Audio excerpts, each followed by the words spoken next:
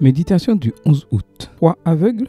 Or, la foi, c'est l'assurance des choses qu'on espère, la démonstration de celles qu'on ne voit pas. Hébreux 11, verset 1. Permets-moi de commencer la méditation d'aujourd'hui par une question. Crois-tu que la foi chrétienne soit aveugle ou fondée sur des preuves? La définition de la foi que donne Hébreux 11 a conduit beaucoup à considérer qu'être chrétien consiste à croire aveuglément en quelque chose qui manque de preuves. Mais si la science a démontré quelque chose à de nombreuses reprises, c'est que l'invisibilité n'implique pas toujours un manque de preuves, comme le démontrent l'air, l'électricité, le magnétisme et la gravité, pour ne citer que quelques exemples bien connus. On a demandé un jour au mathématicien irlandais John Lennox comment décider quelle était la bonne religion, ce à quoi le scientifique a répondu: je ne connais qu'une seule façon de prendre des décisions et elle est basée sur des preuves. Il a ensuite ajouté que beaucoup de gens croient qu'avoir la foi est synonyme de croire lorsqu'il n'y a aucune preuve. Mais en réalité, puisque foi est synonyme de confiance, elle se fonde toujours sur des preuves. Tu ne fais pas confiance à un étranger, mais tu fais confiance à tes amis. Pourquoi? Parce qu'ils ont prouvé qu'ils étaient dignes de confiance. La banque ne t'accordera pas de prêt sans avoir au préalable la preuve que tu peux le rembourser. C'est la confiance, c'est la foi. En suivant cette ligne de pensée, nous pouvons arriver à la conclusion que la foi en Dieu ne se base pas sur l'absence de preuves, mais sur toutes les démonstrations que Dieu nous a données, prouvant qu'il est digne de notre confiance. L'apôtre Jean présente un excellent résumé de la relation entre la foi et l'évidence à la fin de son évangile. Jésus a accompli bien d'autres signes miraculeux devant ses disciples qui ne sont pas écrits dans ce livre.